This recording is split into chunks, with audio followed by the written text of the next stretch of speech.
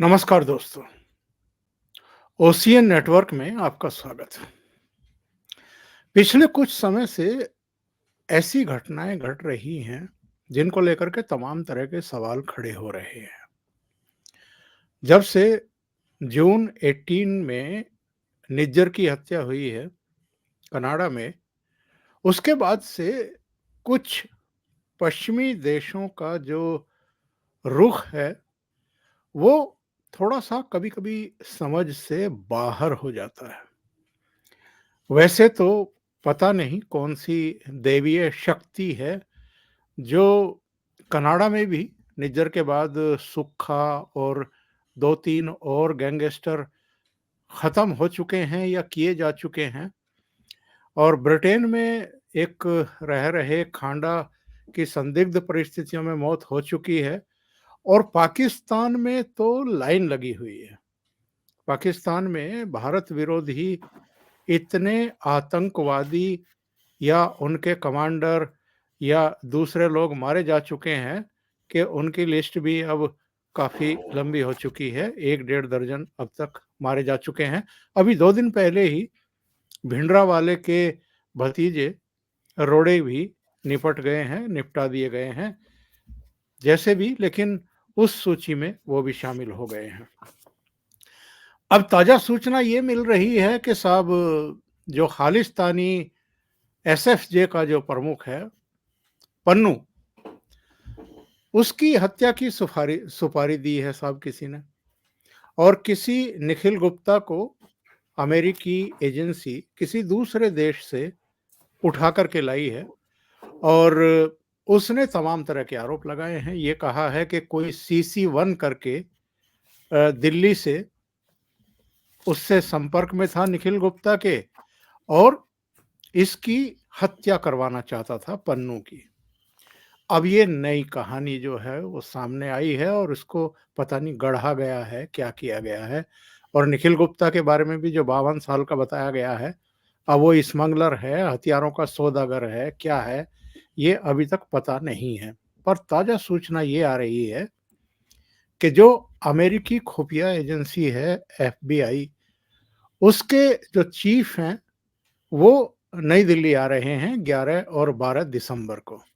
वो यहाँ 2 दिन रहेंगे, और जो हमारे NIA प्रमुख हैं या जो हमारे खुफिया तंत्र के दूसरे सर्वे सर्वा हैं, उनसे मुलाकात करेंगे। होम मिनिस्ट्री के ऑफिशियल्स से भी मिलेंगे, और उनके इस दौरे के एजेंडे में कई चीज़ें हैं। खालिस्तानी आतंकवाद भी है, कश्मीरी आतंकवाद भी है, और कुछ दूसरे मसले भी हैं, जो अमेरिका के अलग-अलग इलाकों में खालिस्तानियों ने उत्पात मचाया है, उस पर भी कुछ चर्चा होने की संभावना है। मीडिया में तरह-तरह की बातें चल रही हैं कि साहब, चूँकि पन्नू को ख़त्म करने की सुपारी दी गई है, और डायरेक्ट इनडायरेक्ट वे में रॉ की तरफ इशारा किया जा रहा है, तो उसको लेकर के अमेरिका के FBI प्रमुख यहाँ आ रहे हैं, लेकिन हकीकत कुछ और है। हकीकत ये है कि अमेरिका और भारत के बीच में जो अ, रक्षा सुरक्षा से जुड़े हुए समझौते हुए हैं, उसके तहत लगातार दौरे चल रहे हैं। कभी हमारे NSA वहाँ जाते हैं, कभी उनके अधिकारी यहाँ आते हैं। तो हम ये समझने की कोशिश करेंगे कि ये पन्नू वाला मसला ही है, या व्यापक रूप से इस दौरे को देखा जाना चाहिए। तो मेरे साथ बहुत ही खास मेहमान जुड़ रहे हैं, रक्षा सुरक्षा मामलों के जानकार और टेरिटोरियल आर्मी के पूर्व चीफ, इसके अलावा युद्ध सेवा मेडल से अलंकृत, और वार सिचुएशन हो या काउंटर टेररिज्म हो, उसमें बहुत महीन जानकारी रखने वाले और महारत रखने वाले, और अमेरिका से ही काउंटर टेररिज्म की स्पेशल ट्रेनिंग लेने वाले major general AK Siwach sir जुड़ रहे हैं। सिवाच सर, बहुत स्वागत है आपका। नमस्कार। नमस्कार चौधरी साहब।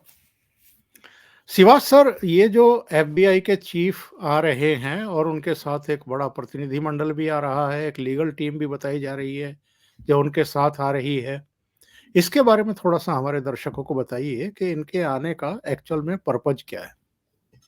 हाँ बिल्कुल, देखो चौधरी साहब, इसमें कोई शक नहीं है, जो एफबीआई के डायरेक्टर हैं, ये क्रिस्टोफर रे, ये आ रहे हैं। इन्होंने चार्ज टेक ओवर किया था 2017 में, और कोई एफबीआई डायरेक्टर भारत के अंदर 12 साल के बाद आ रहा है, और वो आके बातचीत करेंगे। जो एनआईए के हेड हैं दिनकर गुप्ता से भी, और बाकी गवर्नमेंट ऑफिशियल से, होम मिनिस्ट्री से और इंटेलिजेंस एजेंसी से मिलेंगे। और जो बताया गया है उसके अंदर यही नहीं कि एक ही इशू है, 3-4 इशू हैं कि टेररिज्म के बारे में बात करना, चाहे वो जम्मू कश्मीर का हो, या खालिस्तान टेररिस्ट, या ड्रग ट्रैफिकिंग, या इंटरनेशनल टेररिज्म, इनके बारे में बातचीत। क्योंकि एफबीआई जो है, एक प्रकार ज्यादातर जो इंटेलिजेंस इंटरनल देखती है यूएस की, तो ये बातचीत होगी। और भारत भी अपनी तरफ से कई इनपुट देगा, स्पेशली खालिस्तान सेपरेटिस्ट के बारे में, और कश्मीरी आतंकवादियों के बारे में। और ये सच्चाई है कि भारत और अमेरिका भी स्ट्रेटेजिक पार्टनर हैं। हमने 4 फाउंडेशन एग्रीमेंट भी साइन कर चुके हैं चंद एक समय में, लास्ट 7 से 8 साल, जिसमें कासा भी है, कम्युनिकेशन कॉम्पिटिटिव सिक्योरिटी अरेंजमेंट, लीमियो भी है, logistic exchange memorandum of agreement, बेका भी है, बेसिक एक्सचेंज कोऑपरेशन एग्रीमेंट। इसके तहत हम आपस में रियल टाइम इंटेलिजेंस भी शेयर करते हैं। तो ये कहना कि ये एक ही पर्पज के लिए आ रहे हैं तो शायद ठीक नहीं होगा। ये काफी मल्टीपर्पज के लिए आएंगे और काफी बातचीत होगी। और क्योंकि भारत और अमेरिका स्ट्रेटेजिक पार्टनर है, तो हर एक मुद्दे पे बात होगी। मगर ऐसा लगता है, जिस प्रकार से मीडिया में स्पेकुलेशन आ रही है, कि कहीं ना कहीं ज्यादा फोकस होगा कि जो ये गुरपंत सिंह पन्नून है, जो कि सिख फॉर जस्टिस का लीडर है, एंटी इंडिया के बारे में बोलता है, एक्टिविस्ट है, और खालिस्तान टेररिस्ट है। वो जिस प्रकार से अमेरिका में एक प्रकार का जो ओपिनियन चली कि भाई निखिल गुप्ता नाम का कोई भारतीय मूल का आदमी है, जिसने कोई हायर किया था कोई हैचमैन इसको खत्म करने के लिए, और वो हैचमैन सीआईए का अंडर कवर था। तो वो एलिगेशन अमेरिका ने लगाई है, इसमें कोई शक नहीं है। वो न जब तक सेक्रेटरी ऑफ स्टेट ने भी इसके बारे में बात की, एंटनी ब्लिंकन में, और भारत उसकी इन्वेस्टिगेशन कर रहा है। भारत ने बोला है कि अगर ऐसा कुछ है तो भारत इन्वेस्टिगेट करेगा। तो मुझे लगता है उसके बारे में बातचीत होगी। मगर भारत भी पलटवार कर रहेगा अमेरिका के ऊपर, यही नहीं, भारत भी ये बताने की चिंता जाहिर करेगा कि ये कैसे है कि जो आप खालिस्तान टेररिस्ट को इतनी स्पेस दे रहे हैं कि वो इतने बोल्ड होके भारत के विरुद्ध बोल रहे हैं आपकी जमीन से, वो आपके ही सिटीजन है। वो जो जीएस पन्नून है, कभी कहता है कि वो पार्लियामेंट पे अटैक करेगा 13 दिसंबर से पहले, फिर कभी कहता है कि एयर इंडिया पे अटैक करेगा। तो इस प्रकार के जो एक स्टेटमेंट, और वो भी एक डेमोक्रेटिक कंट्री जो लार्जेस्ट और एक ओल्डेस्ट डेमोक्रेसी के बीच में तालमेल है, ये अच्छा नहीं दिख रहा था। तो भारत ने भी अपनी चिंताएं जाहिर की है, और भारत ने भी कहा हम भी बातचीत करना चाहेंगे कि ये कैसे है कि अमेरिका की सोइल में आप ऐसे लोगों को एक प्रकार प्लेटफॉर्म दे रहे हो, और उस पर कोई एक्शन नहीं लिया जा रहा। मुझे लगता है भारत भी इसके बारे में बातचीत करेगा। और तो ये मुझे लगता है कि काफी जो बातचीत है वो एक प्रकार रियलिस्टिक होगी, और उसके अंदर कुछ ना कुछ निकलेगा। मगर ये बातचीत दो दोस्तों के बीच में है, दो स्ट्रेटेजिक पार्टनर है, और इसको दोनों तरफ से ध्यान देते हुए मुझे लगता है कि कोई ना कोई सॉल्यूशन इस चीज में निकलेगा। चौधरी साहब। बिल्कुल सही आप कह रहे हैं। श्रीवास साहब, मैं ये समझना चाहता हूँ आपसे, ये ओसामा बिन लादेन को पाकिस्तान में घुस करके मारते हैं, ये सद्दाम हुसैन पर एक बेसलेस आरोप लगाते हैं जी, वो रासायनिक युद्ध की तैयारी कर रहा था, वो तो पता नहीं क्या-क्या तहस-नहस कर देता, उसको फांसी पर लटका देते हैं। जहाँ-जहाँ इनके दुश्मन काम करते हैं, ये वहाँ जाकर के उसको ठोक देते हैं, खत्म कर देते हैं, कहीं से भी उठा लाते हैं। अमेरिका के लिए इस दुनिया के कानून अलग हैं और बाकी देशों के लिए अलग हैं क्या? हमारे अगर दुश्मन हैं, अगर वो अमेरिका में भी बैठे हैं, कनाडा में भी बैठे हैं और वहाँ बैठ कर के भारत के खिलाफ भारत की जो एकता है, अखंडता है, संप्रभुता है, उसके खिलाफ अगर किसी भी तरह की मुहिम चला रहे हैं, पहली तो ज़िम्मेदारी इनकी बनती है। ये अगर भारत के दोस्त होने का दावा करते हैं और स्ट्रेटेजिक पार्टनर बनने की ये वो हिमायत करते हैं और दावेदारी करते हैं, तो ये उन पर अंकुश लगाएँ, उनको उठा कर के या तो अंदर डालें या भारत के हवाले करें। ऐसा भी नहीं कर रहे हैं। फिर अगर ये लोग मारे जा रहे हैं, पता नहीं कौन मार रहा है, लेकिन अगर मारे जा रहे हैं, तो इनको पीड़ा होती है। जो हमारे यहाँ के वांटेड हैं, वो चाहे ड्रग्स के तस्कर हों, चाहे बदमाश हों, चाहे गुंडे हों, गैंगस्टर हों, आतंकवादी हों, वो पश्चिमी देशों में हीरो क्यों बने हुए हैं इन लोगों के लिए? हाँ, बिल्कुल। देखो, सच्चाई ये है कि भारत, ये बदला हुआ भारत। भारत अमेरिका की आँखों में आँखें डाल के बात कर रहा है और भारत ने ये साफ-सुथरे शब्दों में अमेरिका को भी और कनाडा को भी बता दिया है कि ये कैसे है कि अमेरिका स्पेशली 9/11 के बाद जब भी कहीं टेररिज्म की बात आती है, अगर उसके अगेंस्ट है, तो वो कहीं भी एक्शन ले सकता है। जैसे आपने ओस्मा बिन लादेन का एग्जांपल दिया, उसको अबोटाबाद में मारा उन्होंने पाकिस्तान में। वो घुस के मारा और कोई पाकिस्तान से कोई परमिशन नहीं ली।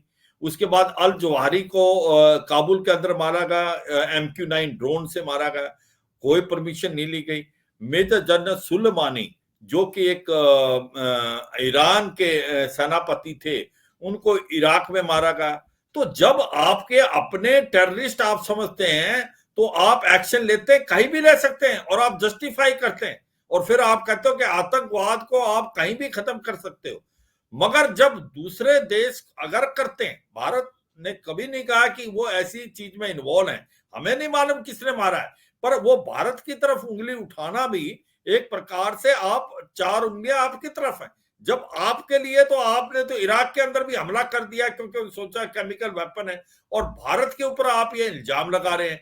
क्या भारत के जो आतंकवाद कर रहे हैं और जो शरेआम आपकी जमीन से एंटी इंडिया सेंटीमेंट करते हैं, वो अलग है। उन पे ना आप एक्शन लेते हैं, वो आपके सिटीजन है और भारत के ऊपर आप उंगली उठा रहे हैं कि उसको मारने की साजिश की जा रही है, तो ये चलेगा नहीं। मुझे लगता है कि अगर भारत ने ये बोला कि अगर अमेरिका भारत के साथ स्ट्रेटेजिक पार्टनर बनता है, तो फिर डबल मापदंड नहीं होगा, डबल स्पीक नहीं होगा। ये 2 मापदंड नहीं होंगे। दोस्तों के बीच में ऐसा नहीं होता। मुझे लगता है ये बहुत ही साफ-सुथरे शब्दों में प्राइम मिनिस्टर मोदी ने भी बता दिया है और हमारे जो doctor S Jaishankar minister of external affairs हैं, उसने एंथनी ब्लिंकन को बता दिया है कि ऐसा नहीं होगा और हम इसको टॉलरेट नहीं करेंगे। मगर अगर आपने कोई इनपुट दी है, तो हम उसको इन्वेस्टिगेट करेंगे। मगर हम ये भी चाहेंगे कि ये जो आतंकवादी हैं, जैसे जीएस पन्नून, जो कि सिख फॉर जस्टिस की दुआएं देता है, वो सरेआम अमेरिका के अंदर एंटी इंडिया सेंटीमेंट बोल रहा है, तो वो हम उसको एक्सेप्ट नहीं करेंगे। तो मुझे लगता है अब जो अमेरिका भी बैकफुट पे, अमेरिका ने आज तक कभी किसी देश से ऐसा जो एग्रेसिव पोस्चर नहीं देखा था। अब उसको भी लगने लगा है कि जैसा वो चाहता वैसा नहीं होगा। भारत के अंदर ये काबिलियत और क्षमता है, भारत भी अपना इंटरेस्ट देख सकता है और भारत कतई नहीं कह रहा कि हम हमारी कोई इन्वॉल्वमेंट है, निखिल गुप्ता को किसने दिया, ये इन्वेस्टिगेशन होगी, बताया जाएगा। चाहे वो कनाडा में मर रहे हैं, सुखदूल सिंह को जो मारा गया, उसको एक गैंगस्टर ने मारा है, लॉरेंस बिश्नोई ग्रुप जो है वो ओन अप कर रहा है। करीमा बलूच को मारा, आपने कोई इन्वेस्टिगेशन नहीं की। ये 10 अभी जो 12 के करीब आतंकवादी पाकिस्तान में मारे जा रहे हैं, जिसके अंदर ख्वाजा शहीद भी है, शहीद लतीफ भी है, जो इन्वॉल्व थे एक प्रकार से आपके पठानकोट में, और दूसरा इन्वॉल्व था आपका जो जम्मू में के उस अटैक में, और अभी जो खालिस्तान टेररिस्ट है रोडे को मारा गया है, या जो दूसरे आतंकवादियों को मारा गया है, कम से कम 18 आतंकवादी पाकिस्तान में मारे गए। ये किसने मारे हैं? भारत का पंजवड़ भी मारा गया। हाँ, पंजोर भी मारा गया। इसके पास मेरे पास बड़ी लंबी तगड़ी लिस्ट है जिस प्रकार से ये अबू हंजाला भी मारा गया और लखबीर सिंह रोडे को भी इन्होंने एक प्रकार पॉइजन दे के मार दिया और हार्ट अटैक की बात कर रहे हैं। और इसी प्रकार से बशीर अहमद पीर है, शाहिद खलीद है, मिस्त्री जरूर है और परमजीत सिंह पनवर है। तो ये सच्चाई है, ये किन मार रहे हैं, भारत का इससे कोई लेना देना नहीं है। तो भारत ने ये बताने की कोशिश की है कि आप इन्वेस्टिगेशन की बात करते हैं, भारत बिल्कुल इन्वेस्टिगेट करेगा, पर भारत डबल मापदंड को नहीं मानने वाला। आपका टेररिस्ट तो आपके लिए बहुत ज्यादा इंपॉर्टेंट है और भारत के लिए जो टेररिज्म है उसकी कोई वैल्यू नहीं। आप उनको पनाह देते हो, वो वहां से बातचीत करते हैं। तो मुझे लगता है ये बैकफुट पे है अमेरिका, इसीलिए डायरेक्टर FBI आए हैं कि कोई ना कोई बातचीत करके इसका हल निकाला जाए और पब्लिक में इसकी बात ना आए। मगर ये हुआ क्यों है? ये मुझे लगता है एक प्रेशर, डोमेस्टिक प्रेशर है, क्योंकि इलेक्शन होने हैं अगले साल। तो इसलिए साइड डोमेस्टिक प्रेशर में जो बाइडेन की गवर्नमेंट है वो स्टेटमेंट ओपनली तो कुछ और दे रही है, मगर जब इन्वेस्टिगेशन होगी तो मुझे लगता नहीं कि उसके ऊपर ज्यादा कोई खास इन्वेस्टिगेशन पे ध्यान देंगे। उनको भी मालूम है कि भारत की इंपॉर्टेंस क्या है और भारत ये बदला हुआ भारत है। चौधरी साहब, अभी आपने जिस घटना का जिक्र किया है, मैंने अभी स्क्रीन भी शेयर की थी दर्शकों के लिए। ये पन्नू ने 6 दिसंबर को धमकी दी थी, गीदड़ धमकी दी थी कि साहब हम भारत की संसद की बुनियाद हिला देंगे।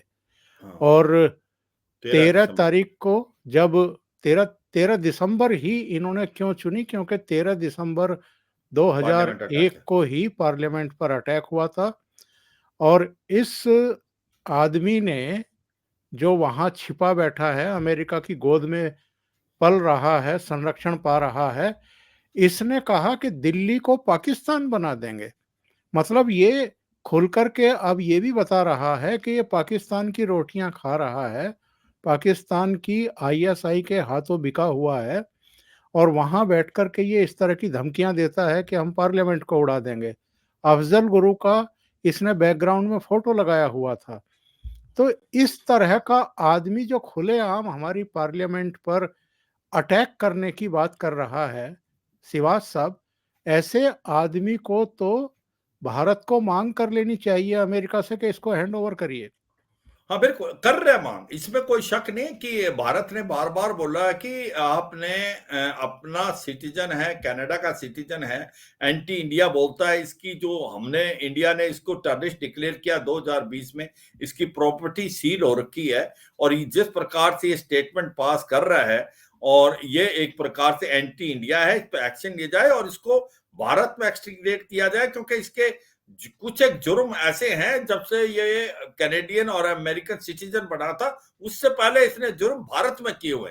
तो इसके लिए भारत को के भेजा जाए और इसके ऊपर भारत के लॉ के अनुसार इस पे केस लड़े जाए। मगर सच्चाई ये है कि अमेरिका दिखाने के लिए कुछ और करता है, कहने के लिए कुछ और है। मगर ये भी बात बहुत ठीक है कि ISI जो है इसके काफी हद तक इसके पीछे है और ISI अमेरिका में नहीं, ISI कनाडा में भी बहुत कुछ कर रहा है।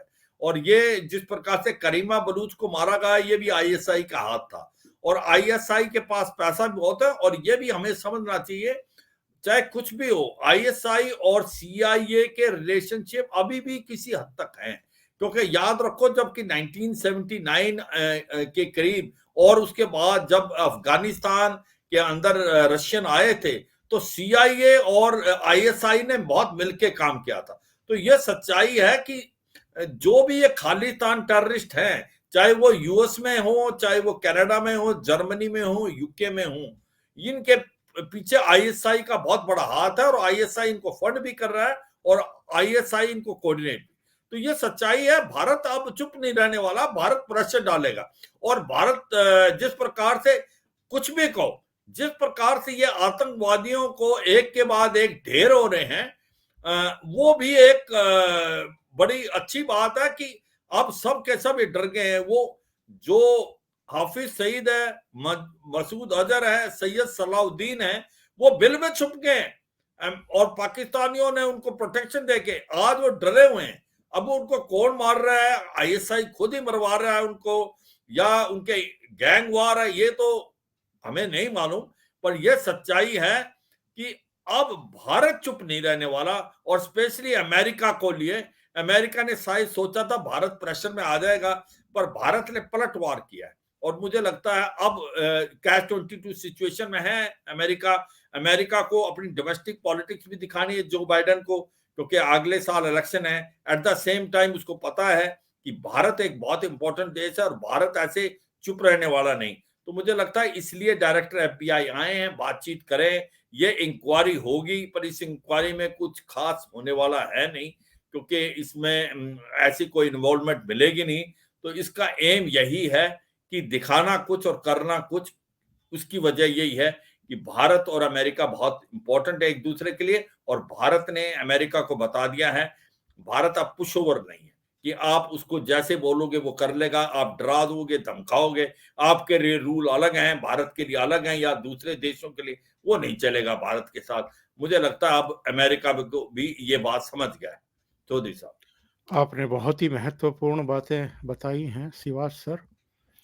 भारत ने बहुत स्पष्ट संदेश और संकेत दे दिए हैं अमेरिका को भी, कनाडा को भी, पश्चिमी देशों को भी, कि डबल गेम नहीं चलेगा और भारत को पाकिस्तान मानने की भूल ना तो अमेरिका करे, ना ही यूरोपियन कंट्री करे।